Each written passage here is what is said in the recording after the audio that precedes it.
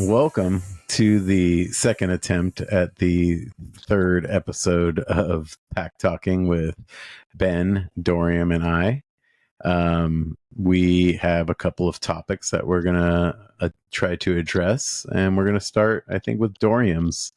Do you wanna cue it up, Dorium? Okay, let's go. Let's try this number 2. I'm gonna try not to get mad because on the previous one that we tried, I got a little angry, but I'm gonna switch it up because I don't want to come off like I'm always the angry guy. But yeah, don't storm off this time.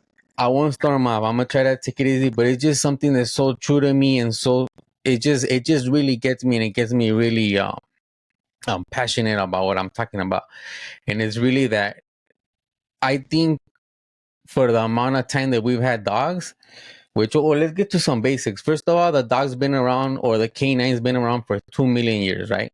Humans are supposedly been 500 to 750,000, and we're not gonna get into no numbers exactly because it's always different with who's talking, but just like a little point of reference.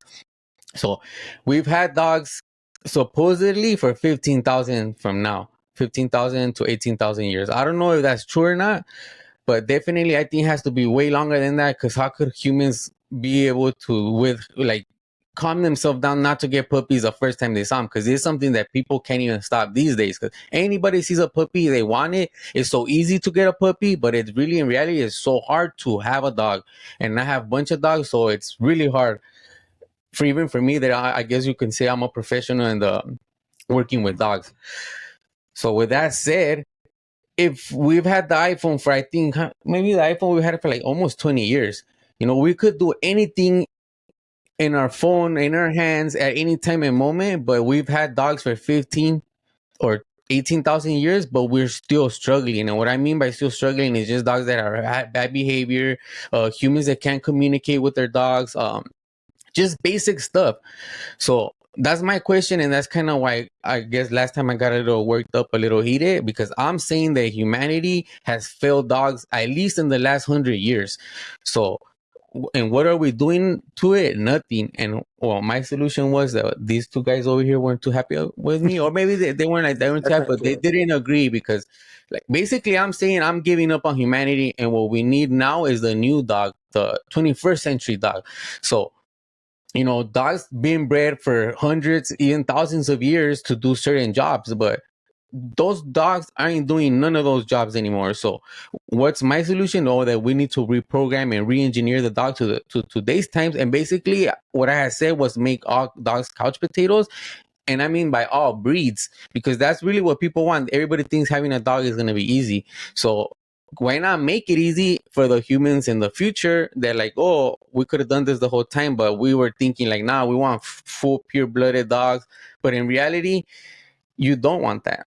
You want to be able to have a dog that's easy to handle, easy to work with, easy to train, or maybe not even to train. Because if I'm correct, and if we could re-engineer dogs for the future, you could literally have a dog that doesn't need to be walked, doesn't need to be trained. Like, they're just gonna be companions. Like, that's what I think that the society in the future needs. So what do you guys think about that? Well, break that down into two topics then. You know, your statement is I love your statement, and I do believe me and Bobby do agree with your statement, but just break it down into two different topics. Is how have humans failed dogs, right? And should we have should the future of dogs be genetically modified or adapted or changed to be couch potatoes or latchkey dogs? Right? So should we make dogs latchkey dogs, super easy, that anybody can own? Yes, right? Because it's difficult And for now. why are we failing dogs? Yeah, well, it's because we don't even want to get into that, because that list is so long. But Gotcha. if you think about it, if I'm talking more about re-engineering dogs, because changing humans and training dogs, this is not difficult. It's changing humans, which is super difficult. So my solution for it is the easy way out. So I don't know if you guys agree with the easy way out. So make it easy for the humans in the future to not have to worry about all these things that today's dogs have to worry about, that are basically working dogs that are unemployed in today's times. So basically the thing is these dogs all had jobs before. That is why they were satiated and we didn't have problems with them, right? And nowadays, people get them and they put them in an apartment or something. So I understand, yes, the need to take the energy out of the dog in a sense so that humans don't need to handle them because they can't. People just do not know how to exercise a dog properly so that it's not destroying or giving you bad behaviors. No, it's not that they don't know or they don't try. It's just difficult. Owning a dog and having a dog and training a dog, and specifically, specialty breeds, those are the most hard for people to own. So I just want to make for the people in the future, like, this is why this conversation gotta get started. Like, what have we been doing all this time that we're still struggling? So obviously something's not working. And what I'm saying, what we've been doing to try to communicate is coming up with all these tools, training methods, and all that. But if you think about it, everybody's struggling still. It's such a big market to be in the dog training world because everybody has problems with their dogs, right? But I think the solution is not training and it's not methods and it's not tools. It's re-engineering the dog, because these dogs that were bred hundreds and sometimes even thousands of years ago, they're not doing anything of that. So why are we still trying to keep those genetics around when we could just reprogram a dog? It's so easy to make a dog change or get this behavior or get this look. So why not just start the movement? Well, my whole thing against it was sometimes when you have to work hard for something, you value it more. And by the act of working hard for something, it gives it so much more worth. I made the comparison. If someone gives you a car compared to you work and earn the car, basically by saving up money and doing that, then you're going to treat that car differently because it's your blood, sweat, and tears that kind of made up that car, rather than if someone hands it to you, you're just not as, you don't feel the need to work as hard. And there's a great joy and enjoyment in doing something hard and accomplishing it. It helps you in the psyche. It's something that's natural that needs to happen, that people get away from more and more. That was my problem with this, with the solution, is that basically it's you're taking the nature or the natural thing out of the dog because the human cannot control it. They don't have the ability or the inclination or whatever it is.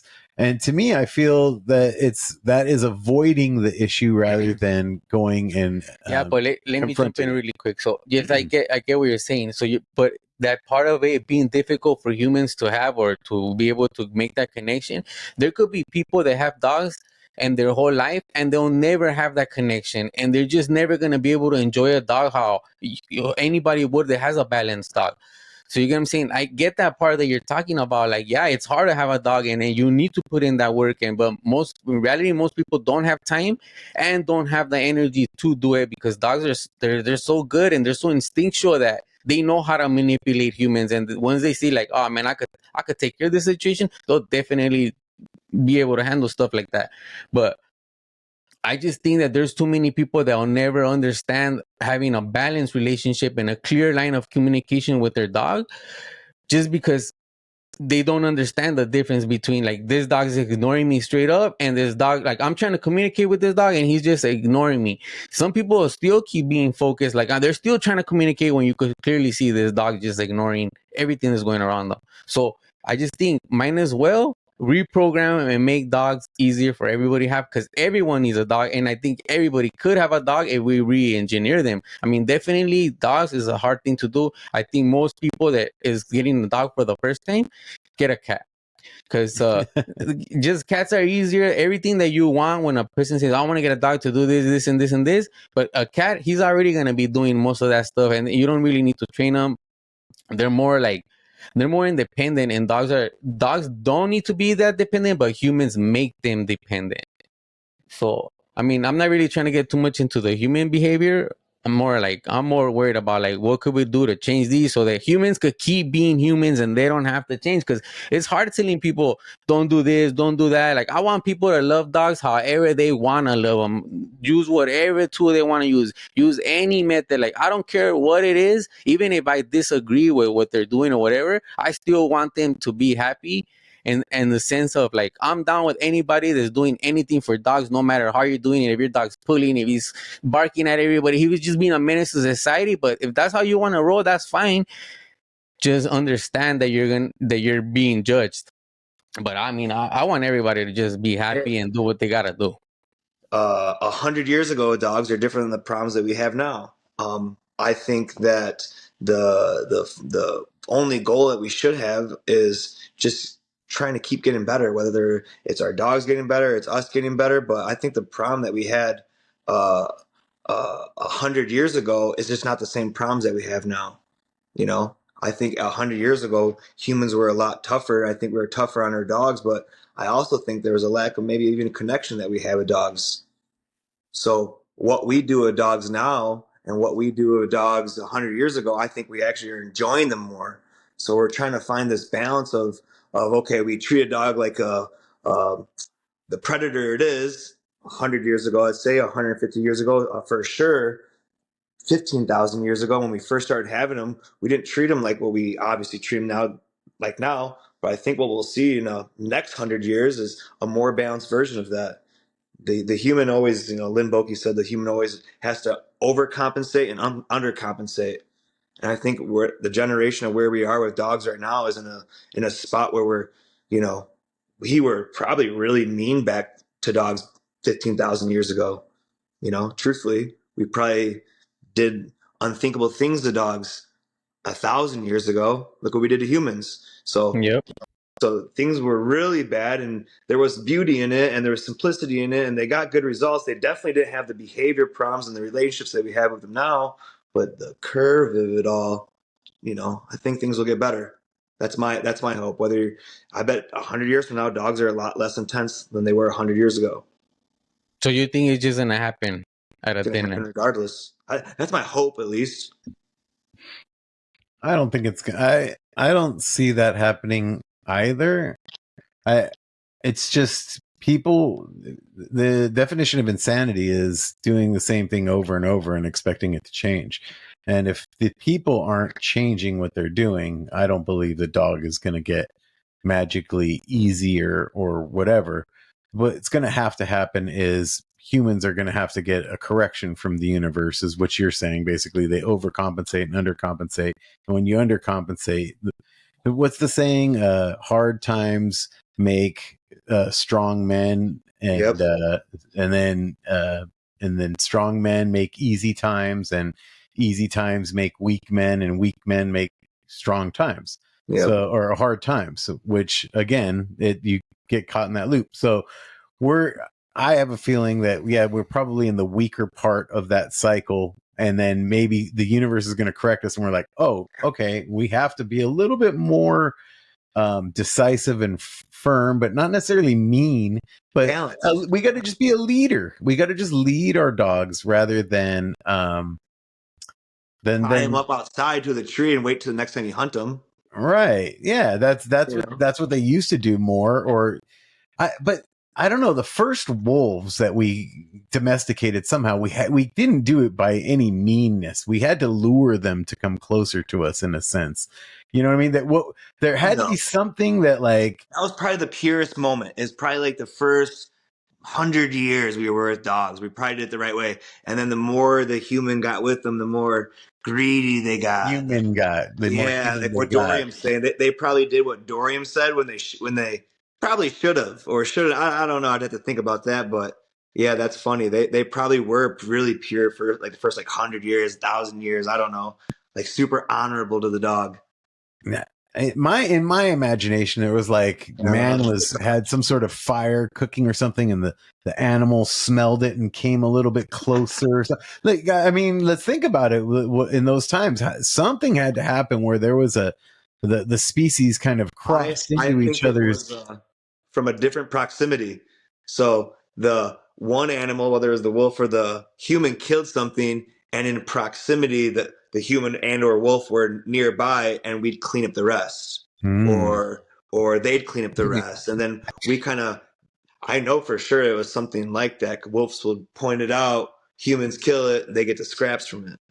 You know somebody back then, or No, No, I've it looked makes into it a sense. little bit, but Yeah, that was at one point roughly the consistency of it, and then breeding genetics from there got to a see British Spaniel. what really what ruffled my feathers. I get it, and I'm just giving up on humanity, and I like that Bobby's trying to change my mind, and just the way you are too. But I'm just saying, in the amount of time that we've had is what gets me going. Like, if you think about it, really, like, we've had them this long, and we're still struggling, like, just basic stuff. So that's what I'm thinking, that we need to make a change, and we'll just let it marinate. We could get back to this conversation.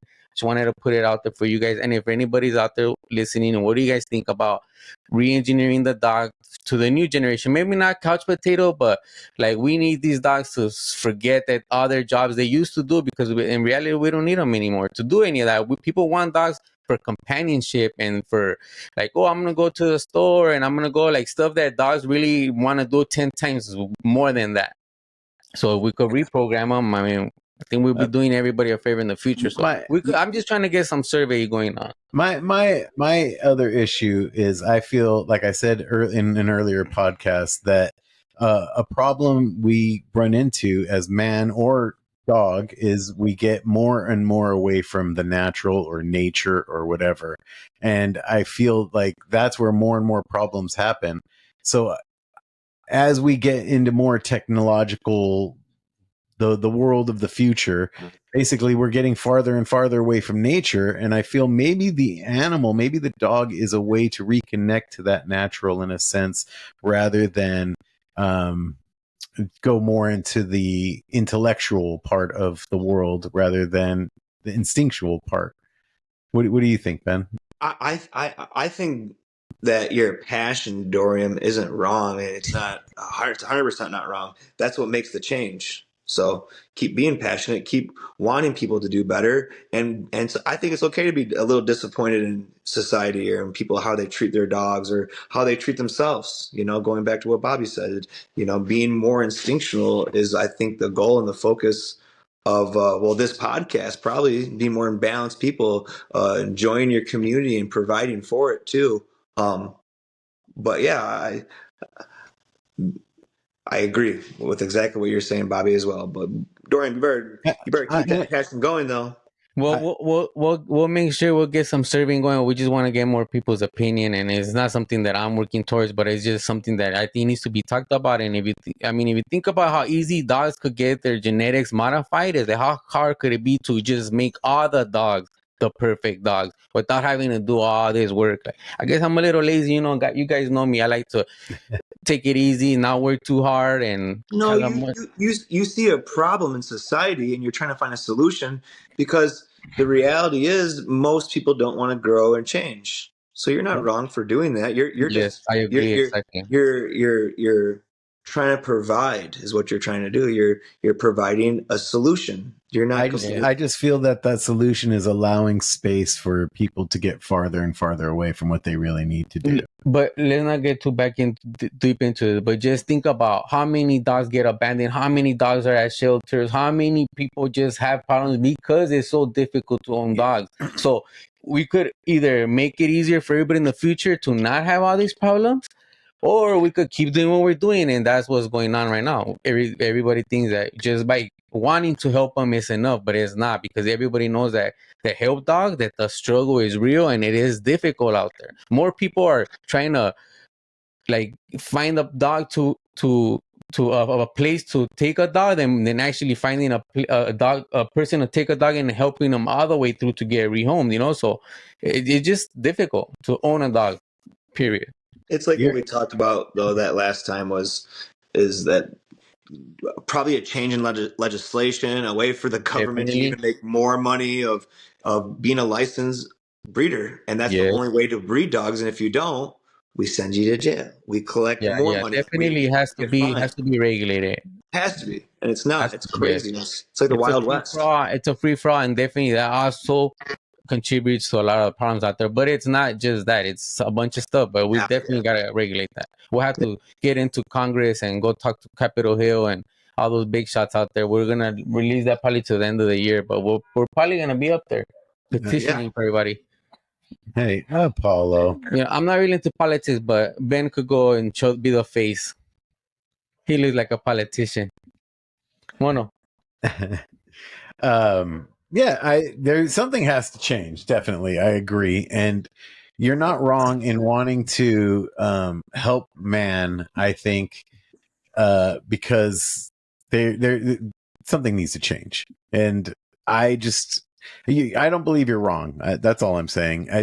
I wish, my hope is that man can be better for themselves and better for their dogs. That's my hope. For sure. We definitely got to look into some serving or how to be able to go about that, but we definitely need to get more information about. I think most people aren't even aware that there is a problem with their dog or themselves, or that growth is even an option. Yeah, exactly. Also that too. The problem goes deep. That's a good thing though for us to kind of illuminate people too, though, that they need to be paying attention to these kind of things. And hopefully by listening to us, we spark that conversation a little bit. Yeah, contact your local dog trainer if you have any questions, people. Don't forget, change is inevitable. Growth is just optional. I'm gonna go to the next topic. If we're done. Okay with that? I think we'll let it marinate. I feel comfortable. You guys made me see another point of it. Me, I was straight up like giving up on humans. Like, let's just make it easier for them. But let's take time. Let's find out some feedback, and we'll go from there. You have a beautiful glare going there, Ben. This little light that's kind of at the bottom of your screen. I don't know. It's adding a little angelic glow to you. Oh, I see it right here. yeah, little jazz fingers. So our second topic here is Ben's topic, and your topic was, how did you come up with the names for your dogs? Do you want to start off with, or they could be dogs that you have now, or dogs that have from your past that you thought were great names that you've come up with, and tell us a little story about them as well. Maybe get us to feel that energy. Yeah, I always think dogs' names are fascinating, and the reason why people choose their dogs' names.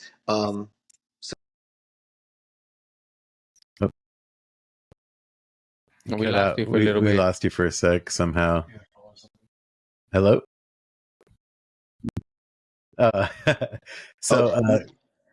You go ahead. I think it might have been broken down in another video because it started recording again on my end. But anyways, I always am really curious why people name their dog the name that they have. I think some people really think about it, and it has a really deep meaning. And I think people just see a name and they pick it. But I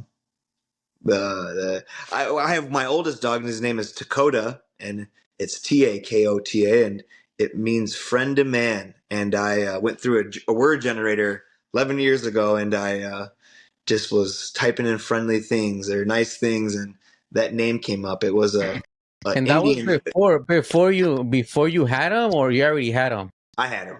Yeah. Do you know what language that is?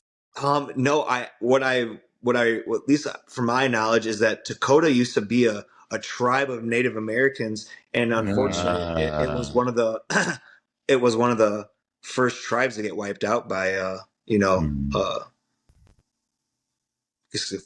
who wiped them out, honestly, but it was one of the first tribes to get wiped out because they were too friendly. They were friendly to man, other Indians would use that as like a term of slang or word to if they saw wolves or another Indian, they'd be like, "That's a Dakota," that's someone that's friendly. That's beautiful. Yeah. So how long did you have your dog for before you named them? That's a good question. Wow. I honestly don't know. It might have been just that day I got him and a couple hours in. I may have had names picked out prior, and then I don't know. That's a good question, man. Yeah, I know because I can go for a month without naming a dog because I mean I don't really call my dogs by their name anyway, so it doesn't really matter. But I could go months. I was just wondering if I was just like that. You, Bobby, did you have Regina's name planned out? Did you already? No. I when I got Regina, basically, I asked my dad. I wanted an Italian name, and I said, "Come up with a name in Italian for me." And he said Regina, like really quickly. And I'm like, "What does that mean?" He goes, "Queen." I said, that's perfect. So that's how I came. Well, my father helped me come up with the name Regina. Yeah, So- imagine it really was his ex-girlfriend or a little side girl. He's all Regina, and then he'll throw a fake story. Yeah. Just well, if it is true because re in Italian is king, and I guess Regina is queen. And so her nickname became Regina de mio cuore, which is Queen of my heart. That's her nickname. That's a good story. For me, yeah. Mm-hmm. And it's funny because you say you can go months without naming a dog. Dogs come through my place all the time because of our business, and we nickname them like within sometimes a couple days, sometimes a week, but they all get nicknamed. They all have their real names. Sometimes they do a little behavior, and it just like I get you. So that's why sometimes to pick a name, you just gotta be natural. Some people they're ready because they pre-plan this, and maybe me, I'm just crossing. I might have bought a dog from somebody random in the street. Like I haven't bought no dog from the street, but like I found dog. I'll see people's dog on the street that they're not my clients, but I'll say hi to the dog, or whatever, and they're introducing to them, and they're like, "Oh yeah, this is Peppy." I said, "No, it's not. This is Luca." I'm like, look at his face; it looks just like Luca. It's funny. We have a dog right now named Quincy, and in my mind, his name is Orion. I don't know why, but it's Orion, not Quincy. But so any other dogs that you've named that you've gotten great names for, or memorable names, and how you've came up with them, Ben? Coda's daughter, I was a backyard breeder one time, and I bred Coda once, and to Coda for short. But I bred him once, and Mila was one of the 12 puppies we had, and Mila. I kept, and Mila, the Czechoslovak. What was that? Mila. He's correcting you on her name. That's hilarious. I'm just saying it how I read it. Mila. It's not Spanish, So I'm Spanish though. I'm English. Mila. All right. Anyways, but it's Czechoslovakian. And it means people's love. And beautiful. Yep. And the other dogs I've owned all came with a name. I kept all of them besides my last dog. My last dog, his name was Reggie when he came in, and we changed it to Zeke. Hey, let's talk about the cat's name. I don't even want to say it because I don't want to get in trouble. But could you say it for me? Because I think I say it wrong. Snickers. I don't know. I don't want to say it, but I love that. Yeah, that's not wrong. Snickers. Like a Snickers bar, but with an A. Snickers. Snickers? Honestly, yeah, it's a funny name. I don't know. When I heard it first, I was like, damn, I don't want to get in trouble. But like, who came up with that name? That was actually a buddy of mine. A real funny buddy of mine. He just came with a name already? Well, because she kind of has Snickers colors, where it's, chocolatey, caramel, nougaty, peanut. More like Milky Way, huh? But that's not how are you going to get a name out of Milky Way. So he came with a name, or you say your friend named them? My friend named him. Oh, Snickers. And I loved it. That was funny. It was the way he said it too. Snickers, come here, Snickers. Yeah, I like that cat. He's cool. He was really friendly. He really liked me. Cats like me all the time. She liked me. What about you, Dorian? Nate, give us some dog names you've come up with and how they got them. I can't really speak too many of my dogs because it's classified information, but I will speak on the ones that I can. And the guy that's right here with me, my main man right now, is El Mono, which is AKA also known as Yami, also known as Naranja, also known as Orange, Gizmo, and also known as El Mono. Because he likes to just not listen. So when you say mono, that means he's not listening. I love that. But his name really came about because, like I was telling you, he's one of those dogs that maybe for months his name hadn't been given to him. Like nothing could stick to him. And actually, orange was the color the color of his collar also. So it kind of just stuck orange and naranja because he kind of looks like orange. But the name Mono came from me thinking that it meant dog, because he's the type of dog that when you see him, like, you can't resist yourself. 9 out of 10 times, even people that don't. Hey, Popos. Hold on, this guy's going crazy. I don't know if he's gonna bite me or not. Yeah. Even people that know no touch, no talk, no eye contact, they had to touch him and had to give him eye contact, and they melt over him. So I just thought that it would be a perfect name for him, Mono, because he's just a little dog. Hey, stack him up. Let me see him. We need a picture of him right here. We'll put a picture of him because he's we have a tight space right here. And and I do want to talk about my other dogs that have passed, and I want to name them, and I'm gonna try to see if I can remember. There's a bunch, so somebody count. Okay, I'm gonna start off from my first dogs to my last dogs, and we're gonna go with Max, Clifford, Fufurita, Daisy, Stewie, Cabron, Peanut. Damn, there's so many I can't. How many am I at? 7. I don't know why I'm going blank, but I have like 8 more dogs to that. I can't think of them. So give us why you named the El Stewie. Why'd you name him El Stewie? Okay, let's talk about Stewie. I was trying to name all the dogs. I think I've counted. They'll come like to you. They'll come to you. Currently, I have had in my lifespan 19 dogs from since I was young. So I was trying to name from there to there. I went blank, and it's emotional to think about that many dogs. So let's talk about the dog. My one of my current dogs that passed away. Well, maybe not current, but he was my main guy. He's the dog that got me back into dogs when I had got out of dogs for a while, because I had dogs all my life, and then when I became an adult, I obviously could barely take care of myself, let alone take care of a dog.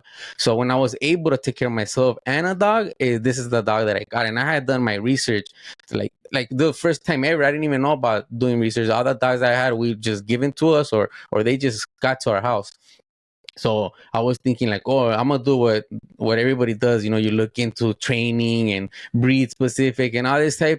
So what I ended up finding out that I needed a Labrador, chocolate Labrador, and that was Stewie. So his name came. Is it Stewie or Stewie? Yes, I was gonna say Stewie.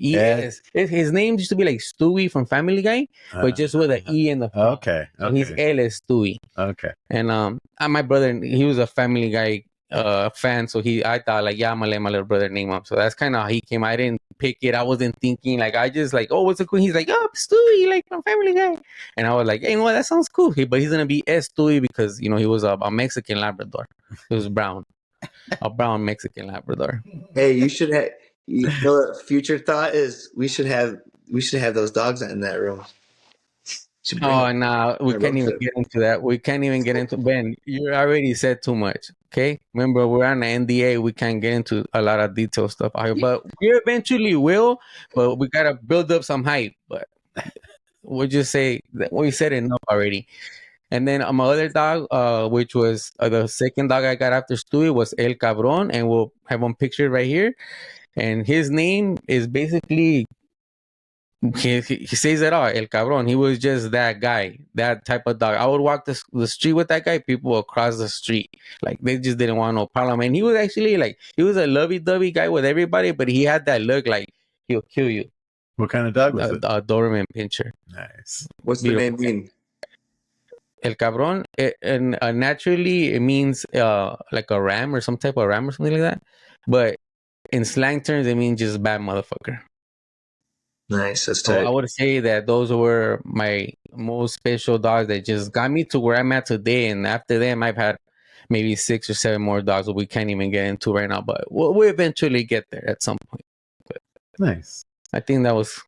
Thanks for sharing. I think that was a good Both time. of your guys' stories are good. Yeah, I just wanted to. Nice. I love talking about my dogs that passed away. I list their names, even if I say, like, I know sometimes, like, you want to hold it and you might get too emotional, but I love saying their names, and they really just bring me joy just saying their name. Sounds beautiful. That's nice, man. No. I like these questions. I have I have one more dog. His name is Apollo.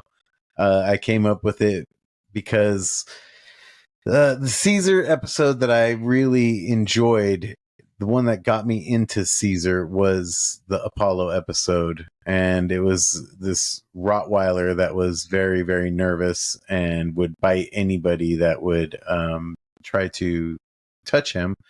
So eventually that dog was adopted by Caesar's son, Andre, and he was kept at the ranch. I eventually worked with him, and it was just, what a great dog. Like, I knew what a great teacher, I would say, because he taught you how to be careful and respectful and not necessarily just go and love on a dog for no reason, because he just couldn't handle it. So you had to really get in with him to, yeah, you have very to try. respectful. You have to try not to get bit. Yeah, yeah. It was. You just made sure that you knew that you couldn't push him too far, and you had to meet him on his terms. And so that dog got me into Caesar, and the whole thing ended up changing my life. So when I got my Frenchie, I wanted to name him Apollo because I thought it was such a big name for a little dog, and I thought that it suits him because Apollo also is the Greek god of the sun. And if you know this dog, he loves to just lay in the sun. He'll find the warmest little spot and go lay there and just, oh, yeah, he's definitely a sun god. And the reason why I named him is just, it's beautiful to me. So, yeah.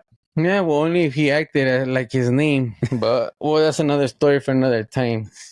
He also tried to bite me the other day. But oh, my gosh. All my dogs try to bite you. It's because I don't like you. No, Hey, I don't know. Apollo, I hope your homeowner's insurance was the dog that really he let me show off at Caesars one time when I was a student. Oh, did he? Yep, He's a show off. Oh, that the thing about the Apollo, right? Being a show off.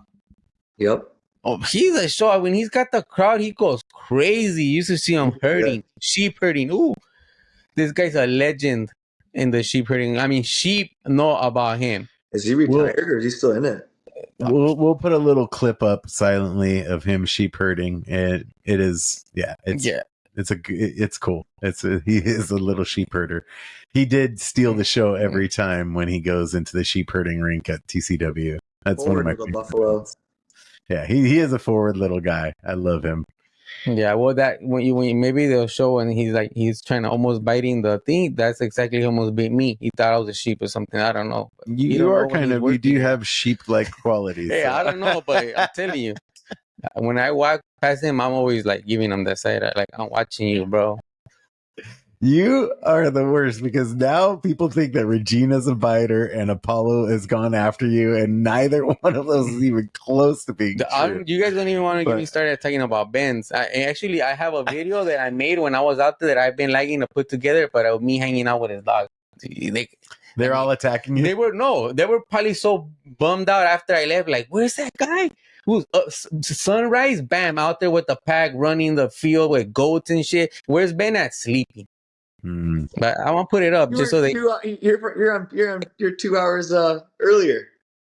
Oh, so I was up early because I thought I was like, man, Ben just lagging. I'm over here drinking his coffee, taking his pack out for a ride, smashing on his little electric bike. Wait a minute. We're 2 hours later, aren't we? No. We're behind. Oh yeah. We're behind. Okay, yeah. Okay. Look, when I go to TCW and I gotta be up at 6 there. That's you gotta be up at 8.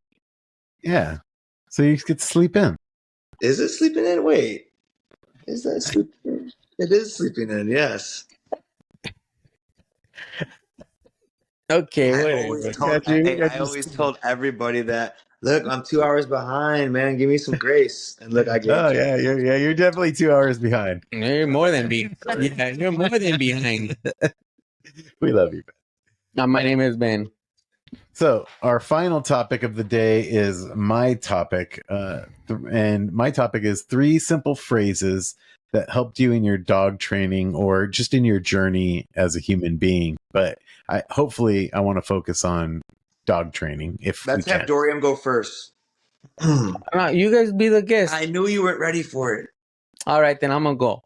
I'm gonna go straight up. Like, I know that you said for 3 things, but me personally, I'm not into like quotes or slogans or this and that. I like to keep it really simple. So There's, I mean, I don't even know how you do it all the time, Bobby. You always say nice little quotes, and I wish I could have that memory like you. But the only thing that's ever stuck to me really good is a quote that I heard from one of my mentors, good friend, Benjamin Austin.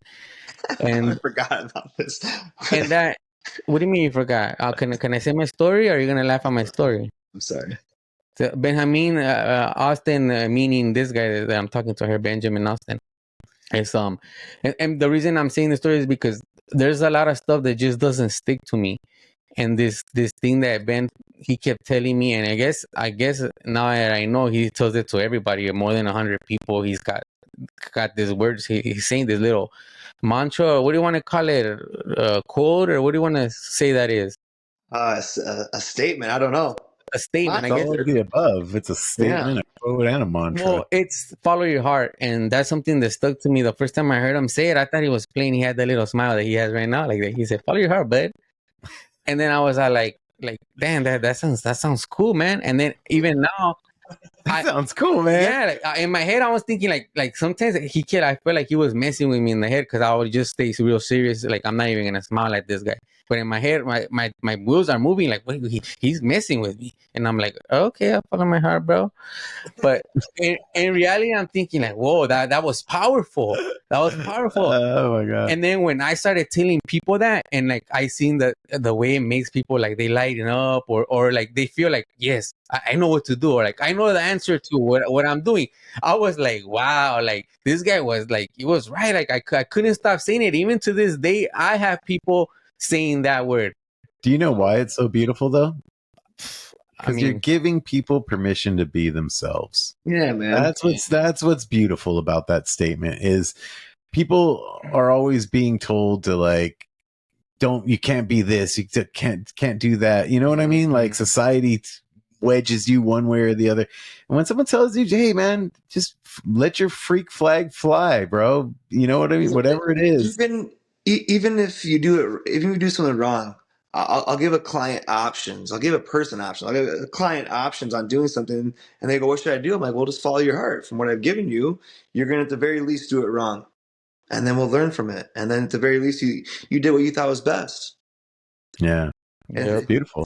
it's like people that try to give each other advice about a relationship or a job opportunity or even advice on a dog. Like that's why I don't judge people and whatever level they are with dogs, whether you're a client or a professional. I don't judge anybody. I think everyone's just trying their best. And if you just follow your heart, you're following through with good intentions. You weren't doing it from a spot of being selfish. It's a very deep thing that was taught to me from Patron Caesar. Yeah, that was the first Okay, thing. okay. Give us that story again. It was I want to hear that one. I would say my first one-on-one time with Caesar, and I was walking dogs, and I was walking a pack of dogs with him. It was my first time ever walking a pack of dogs too, and he didn't say anything to me the whole time we walked dogs, and everyone else he's talking to this or that, and I know he's just assessing, evaluating hindsight, but he said. He goes, "Oh, your time's up." And then for a guy who handed me leashes, they looked at me. They're like, "I don't know," but he said, "You're great with dogs. You just don't follow your heart." Nice. And I was like walking away, and he kept going on with the dogs. And the next pack, the next student, I was like, "What does that even mean?" Hey, no, but so it's fair to say that you felt the same way when you told me, right? Because you see it It like, was, but it was slightly different because he said something at the beginning that was you're not ready for. That you're not ready for, and that's that. Hey, you're great with dogs. You just don't follow your heart. I was like, damn. I was like, he knows I'm not confident in myself. were you thinking a lot in the walk? Like, were you thinking a lot?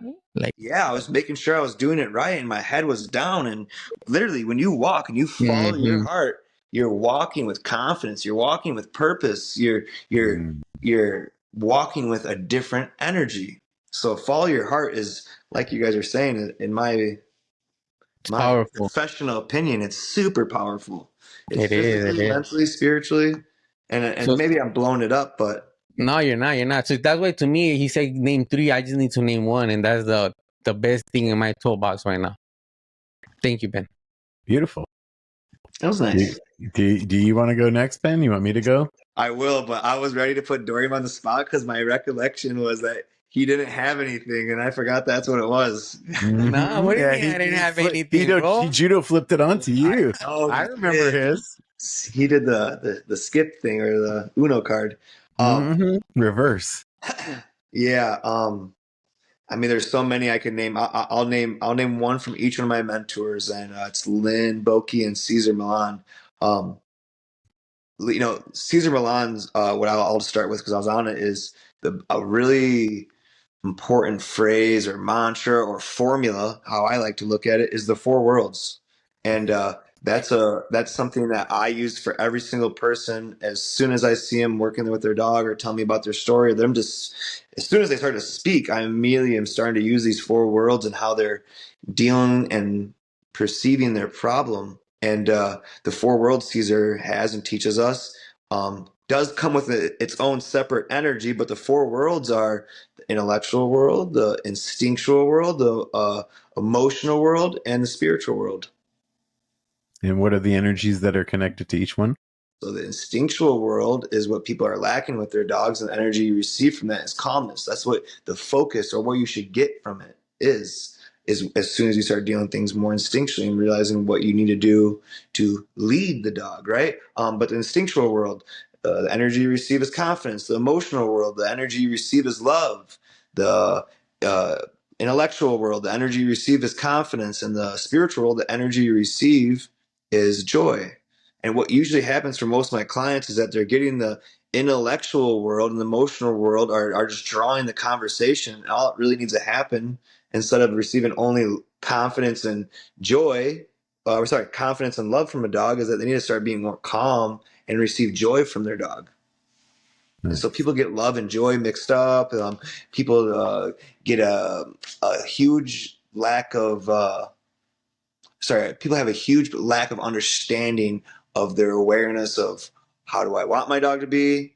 What do I need to do to get there? Or how do I need to feel to get there, right? And I just think the Four Worlds is a great uh, uh, philosophy or formula to help clients see the problem. Some clients I show it to them, some I don't. But regardless, the Four Worlds is a great way for me to view a problem a human's dealing with their dog. Quick question. You said that people can't differentiate between love and joy. Can you differentiate between them for us? A simple way of doing it is like it's people know how to love their kids. They buy them things, and people do it on birthdays and Christmas. It's this idea that you need to go buy somebody to show them that you love them, and buy them a gift so you show them that you love them. Well, the real truth, sometimes you can do that, but the reality is, loving something is so individualized per person or per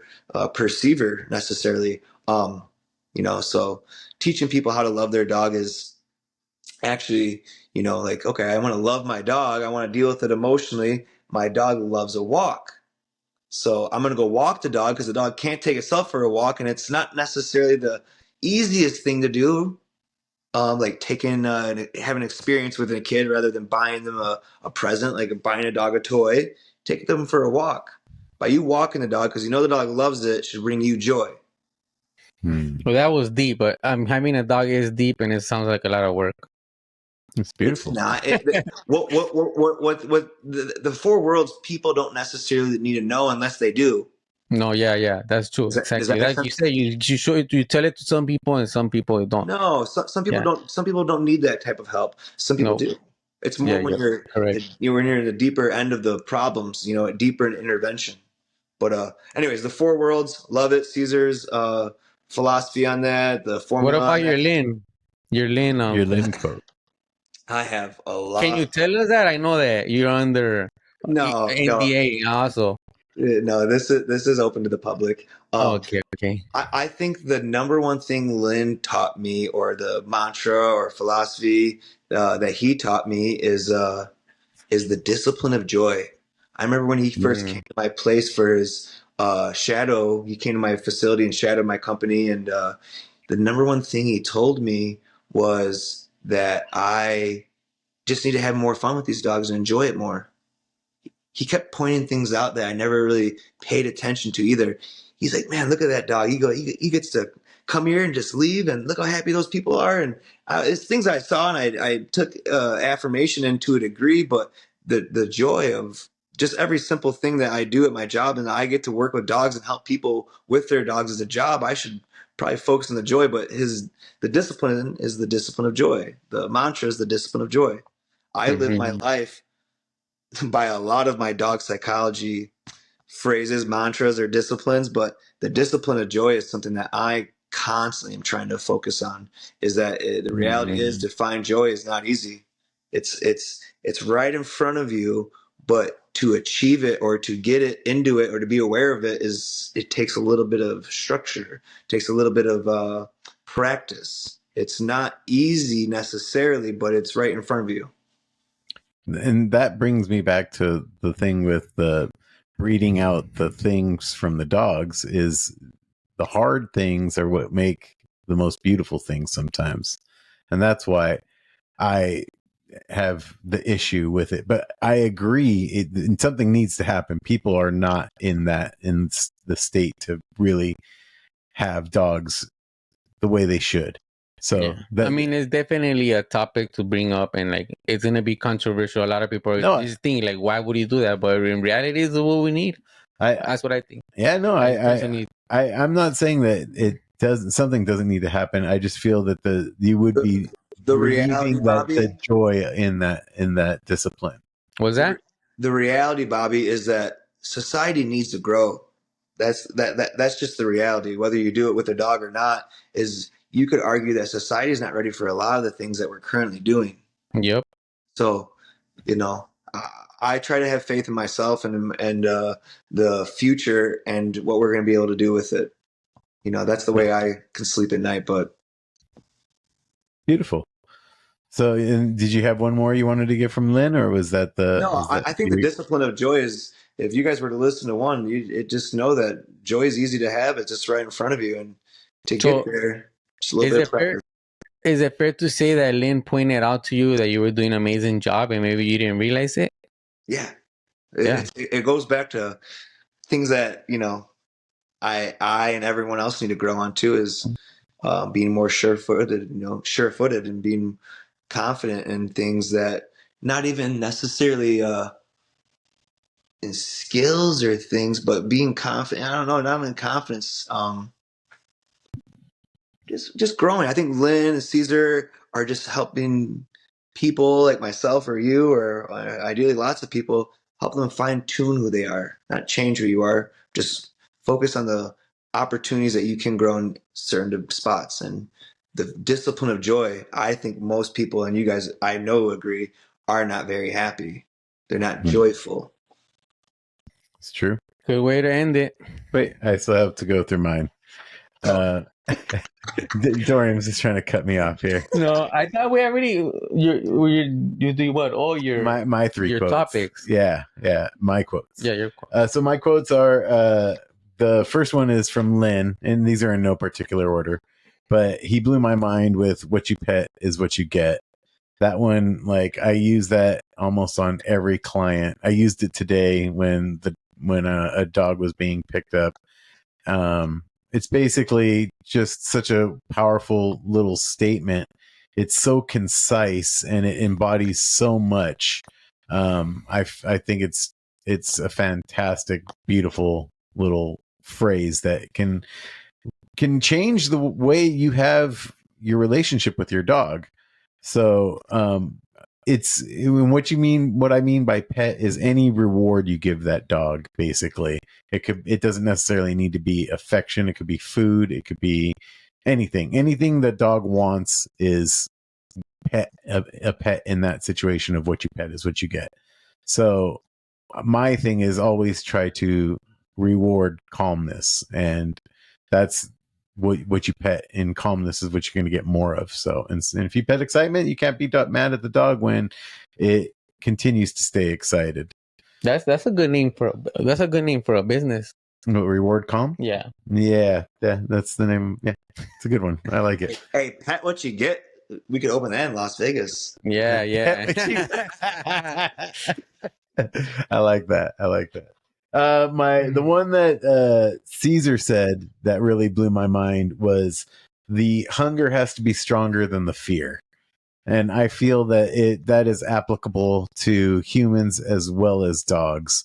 So if you have a dream out there, your hunger for that dream has to outweigh your fear of failure, your fear of people judging you, any fear going forward. So when your hunger outweighs your fear is when you're really going to find the growth in a situation, I feel. And same thing with the dogs. Like sometimes a dog will come and will not eat the first day because it's in a new environment, it's stressed, you know what I mean? And eventually the dog is not going to kill itself. It's not going to starve itself to death. It'll eat when the hunger outweighs the fear, basically. And I feel that if you look at that situation or that statement, you can apply it to so many situations. And it just blew my mind when I heard it. Is there, you guys want to comment on any of that? Or anything? I like that. I mean, I would definitely do that if I was hungry. Get over my fear. I mean, I think it's a human instinct too, also, that you will get over your fear if you're dying. Yeah, totally. You could use that in so many different directions too. Yeah, exactly. Oh yeah, you could use it for the hunger to catch a big fish. Well, you can't do that in your neighbor pond. Yeah, like you going outside of what you're familiar you with. got to go into the ocean where the waves are a little scarier, and you know what I mean. Like, not that I'm gonna go. You need to go. You could go to the beach, Bobby, instead of the neighbor's pond. You know what I'm saying? No, you could go. Well, I could go to the beach and I'll fish from the beach. I'm fine with that. Let's do it. I live right near the beach. Come on by. We'll hang out off a pier and we'll throw some rods in the water or lines in the water or whatever. I'll throw your rod in the water when we fish them very long. we'll rip some lips, as you like to say. Boy, Apollo's being saucy today. Look, that's like, yeah, exactly. On that note, we're coming. Oh, because there's dogs all barking outside right now, so he's getting. Bobby's got a puppy mill going on here. Yeah, so puppy mill. That's me. All right, puppy mill Bobby. All right, well, we're coming up on an hour. Great third episode, guys. Second attempt at the third episode, and love you guys. Love everybody watching. Thank you guys for watching. And thanks for watching. And we'll see you next time. Peace and love, everyone.